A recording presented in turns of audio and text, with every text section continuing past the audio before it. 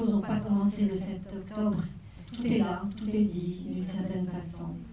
Et bon, c'est vrai qu'en 2018, lors de la marche, la grande marche du retour, je ne sais pas si vous en avez entendu parler, en fait, cette marche avait été décidée, cette marche qui s'est reproduite, on l'a appelée la grande marche du retour, mais en fait c'était tous les vendredis, comme il est dit dans le film, en fait démarrait le 30 mars, et le 30 mars c'est la journée de la Terre.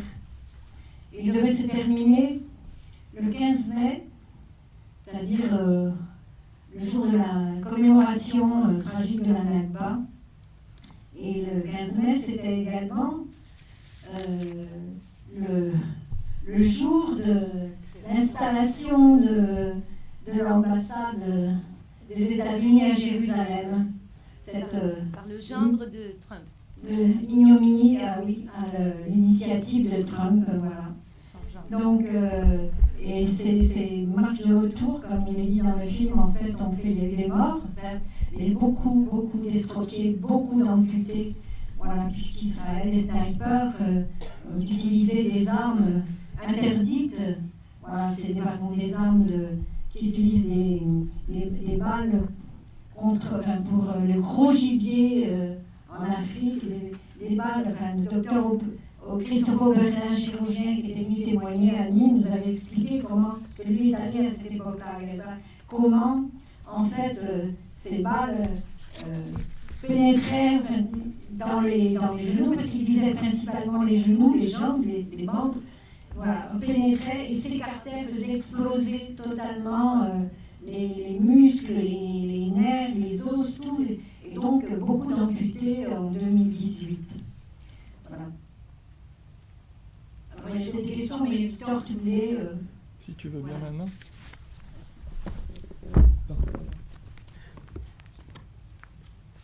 Oui, bonsoir, c'est pas facile, c'est pas facile de prendre la parole après ce film, puisqu'on réalise tous ce qu'on voit à l'écran n'existe plus, et que probablement des enfants, des femmes, des personnes qu'on voit n'existent plus non plus. Alors, je vais intervenir juste moins de 2 minutes au nom de la France Insoumise pour vous donner une information qui a toute sa place dans cette salle ici ce soir. De quoi s'agit-il? Il s'agit d'un gala qui va se tenir à Paris le 13 novembre et qui est organisé par un lobby sioniste qui s'appelle Israel is Forever, c'est-à-dire Israël éternel. L'invité phare de ce gala, c'est M. Bezalel Smotrich, qui est le ministre des Finances d'Israël, qui est un fils de colon, qui se définit lui-même comme fasciste et homophobe, et qui porte la responsabilité directe financière de l'expansion des colonies en Cisjordanie. Ce personnage a été décrit par Haaretz, le journal israélien que vous connaissez tous, comme un criminel de guerre. Alors, à l'Assemblée nationale, nos députés ont interpellé le Premier ministre pour lui demander d'interdire ce meeting. M. Barnier a répondu qu'il regrettait les paroles de M. Smotrich, mais il n'a pas non plus dénoncé le fait que le Quai d'Orsay a jugé bon de crier bienvenue à M. Smotrich, et donc d'autoriser ce meeting. Ainsi, notre gouvernement s'apprête à accorder une protection policière à un criminel de guerre qui vient faire en France l'apologie du terrorisme. Parce que le but avoué que vous trouverez sur les pages de ce site, du site Israel is Forever, et je préfère le citer, c'est d'appeler à la mobilisation des forces francophones sionistes au service de la puissance et de l'histoire d'Israël. En clair, cette personne vient en France sous protection policière de notre gouvernement pour demander, pour inciter les Français à se diviser et à apporter leur soutien à ce génocide. Alors vous pouvez vous aussi agir comme nous l'avons fait. Vous pouvez aller sur la page de change.org. Il suffit de taper les mots Gaza, Palestine, Israël, Paris, et vous aurez la pétition qui vous permettra de vous opposer, en tout cas en tant que citoyen, de dénoncer le fait qu'on organise en France ce meeting de la honte. Voilà ce que j'avais à vous dire, et je vous en prie, prenez 10 minutes de votre vie pour faire cette signature. Elle n'est pas symbolique, déjà plus de 10 000 personnes l'ont fait, plus d'une dizaine d'organisations, et en tout cas elle montre qu'on ne peut pas faire aujourd'hui en France l'apologie de crimes de guerre. Merci.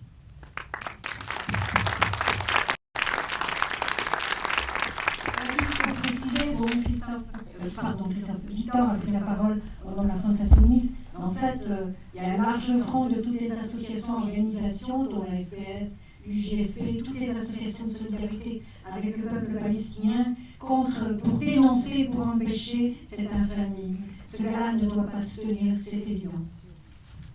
Voilà, peut-être on peut passer aux questions. Vous avez peut-être des questions, des commentaires, on espère d'ailleurs.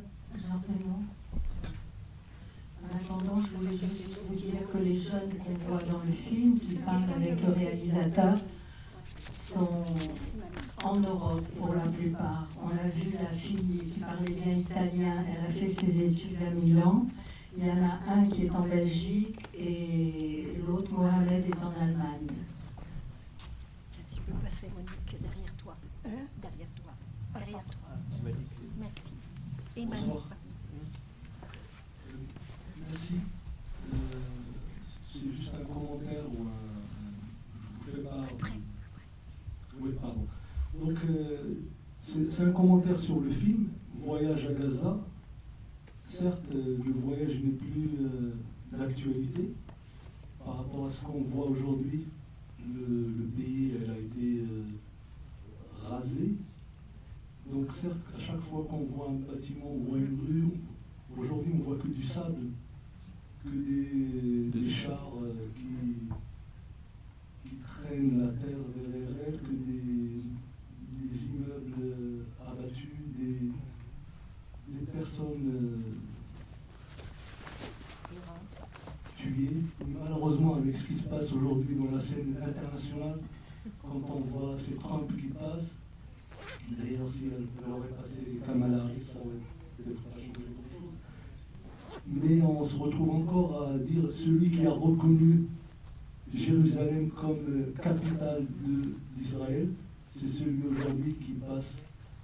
Mais du coup, on se retrouve démunis. Et je me dis, ces gens-là, quand on voit le regard des Palestiniens, l'affrontement et la résistance, tellement c'est horrible. Merci.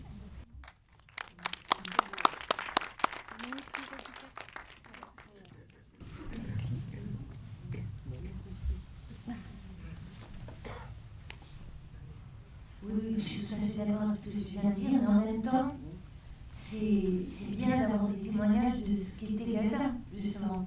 Enfin, nous, moi, je suis allée avec Claude en 2001, il n'y avait pas encore le mur, il n'y avait pas encore l'occupation. Et c'est vrai que ce bord de mer à Gaza, et tous ces enfants, etc., c'est quelque chose. C'est le marché qui vivait à la cité, etc. Donc moi, j'ai ressenti la même chose que toi, mais en même temps, je me dis que bon, c'est important que les gens sachent tout ce que les Israéliens ont détruit, qui vont jusqu'au bout et qui iront, surtout avec l'encouragement de Trump. Claude me disait qu'il a dit que carrément il encouragerait Netanyahu à aller jusqu'au bout. De toute façon, ils sont prêts. Donc, par exemple, je ne sais pas si vous avez lu, il y a un vieux palestinien qui est historien, anthropologue, et qui avait créé un musée avec toutes les...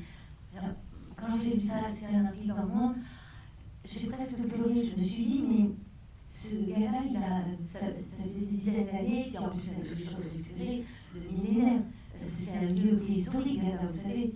Donc, je me dis, mais c'est comme tu dis, c'est inimaginable qu'on puisse... voilà. Mais en même temps, voilà, vous avez entendu, quand ils définissent que c'est qu'un terroriste, voilà, on les traite tous.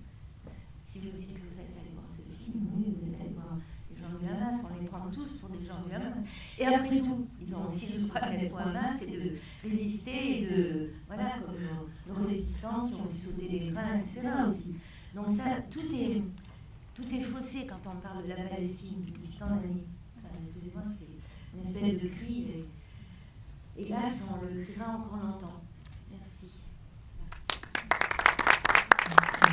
C'est vrai qu'il y avait évidemment des gens qui appartenaient au mouvement du Hamas, mais pas tant que ça. Je veux dire, ils étaient aussi très réprimés. avec Iyad El Astal, que vous avez vu à Nîmes, qui avait présenté son film sur les footballeurs unijambistes, je ne sais pas si vous vous rappelez. Donc lui, voilà, avec lui, on avait un projet d'installer un cinéma à Khan Younes ou à Gaza City, et le Hamas a dit non. Nous, on voulait bien essayer de récolter de l'argent, mais on a dit pas pour rien, quoi, parce que ça coûtait quand même assez cher. Évidemment, ça non plus, c'est plus d'actualité, mais le Hamas leur rendait aussi la vie difficile, c'est vrai. Je reviens sur cette histoire d'actualité. À mon avis, ce film, il va rentrer dans l'histoire, parce que ça a été dit, c'est un témoignage. Donc l'actualité, on s'en fout. En plus, il parle il dit du jeu essentiel au départ. Hein, il parle de 1948, la création d'Israël, donc le démarrage, le mythe de l'origine de ce drame, de cette tragédie. Et donc, je pense que ce serait intéressant que ce film soit diffusé sur les médias. Et il y en a d'autres. Hein, il y a aussi un film de Roland Murieux qui est sur le qui est tourné pareil, qui n'est pas du tout la même, qui n'est pas du tout pareil, mais voilà, moi je pense que c'est des films qu'il faut diffuser massivement ailleurs si c'est possible. Et alors comme celui-là est italien, est-ce qu'en Italie, sa carrière, c'est comme en France, ça reste dans l'intimité de l'entre-soi, des gens qui sont sensibles à la cause palestinienne, ou est-ce que en Italie, il y a une motivation plus, alors qu'on sait très bien qui le gouverne, qui gouverne ce pays, si ce film a un impact plus important qu'en France. Ben déjà, le film, il sort Le aujourd'hui. film, il sort aujourd'hui, partout internationalement, donc on ne sait pas. Puis ce réalisateur, c'est un jeune réalisateur qui n'avait fait qu'un documentaire. Et bon, c'est pas un hasard s'il est allé à Gaza, mais presque. Donc, je veux dire, au départ, il y avait, je veux dire, quand on est cinéaste, il avait envie de voyager, comme les jeunes qu'il rencontre, mais voyager, ça voulait dire avoir une caméra. Voilà. Donc, il dit, il n'y avait pas d'abord l'idée du film ou le voyage sans caméra. C'est pour ça qu'il a appelé tout simplement Voyage à Gaza. Et puis, il est retourné, parce que quand il a vu tout ce qu'il avait, mais c'était un petit peu compliqué, il manquait beaucoup de choses. Quand on tourne dans les pays en guerre, c'est pas du tout évident. Donc il a décidé de mettre cette voix off, on entend tout le temps, qui nous raconte ce qui manque dans le film. Et il est retourné l'année d'après pour nouer des relations plus proches avec les quelques jeunes. D'abord, il a trouvé Sarah qui parlait très bien italien. Donc ça l'a beaucoup aidé pour discuter avec les autres jeunes. Et puis voilà, petit à petit, ça a donné ce film. Je voulais juste ajouter qu'en Italie, le mouvement de solidarité avec la Palestine existe depuis longtemps et important. Notamment, il y a eu surtout, par exemple, les femmes en noir, les donne nègres, qui étaient très très engagées, qui ont fait beaucoup d'actions en Italie. Donc, c'est aussi à partir de là que ce jeune cinéaste, c'est parce qu'il était aussi dans un mouvement de solidarité, que son père était très engagé par rapport à la Palestine, qu'il en avait beaucoup parlé, qu'il a eu envie d'aller là-bas. Donc en Italie, oui, le mouvement, malgré le gouvernement en place, le mouvement de solidarité avec le peuple palestinien. Il y a une dernière question, puis après on est obligé d'arriver. Juste, en fait, mon ressenti par rapport au film. Déjà, le mérite du réalisateur d'être allé sur place et de pouvoir nous avoir transmis des images, des émotions directement de Gaza, ça je trouve déjà c'est grandiose. Et justement, l'importance de nous ramener des images de sur place, parce que c'est vrai qu'on a, nous ici, on se fait notre propre opinion, mais c'est vrai quand on écoute et on entend les Gazaouis parler eux-mêmes de leur ressenti et de voir comment ils vivent directement l'occupation israélienne, c'est vrai que c'est important de voir l'autre côté aussi du miroir.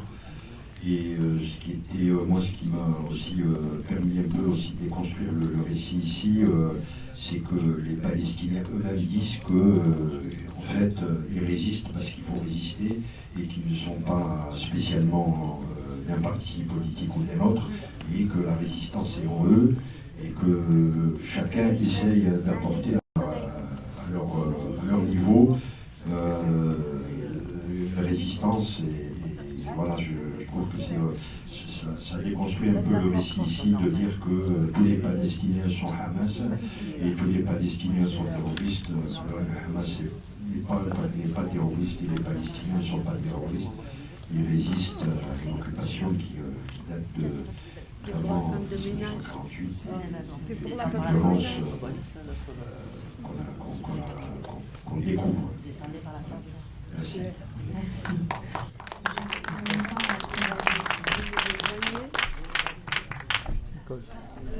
On vous a distribué à l'entrée des petits flyers, à la fois un flyer pour vous indiquer les prochaines actions que nous allons mener. Ce que je voulais vous dire surtout, c'est venez nous rejoindre le samedi matin au rassemblement de Carrera. C'est très très important. Vous savez, la ville de Nîmes, en fait, on est à peu près une centaine, on a été beaucoup plus nombreux que ça, on est une centaine, mais je pense à la ville de Clermont-Ferrand qui a le même nombre d'habitants, en fait, ils sont 300-400. C'est pas tant le nombre, mais vraiment, c'est très important pour nous déjà, mais aussi pour les Palestiniens, pour l'image qu'on peut leur renvoyer de la solidarité, qui les aide à vivre et à tenir. Donc, merci de nous rejoindre et merci d'en parler autour de vous. Et merci encore de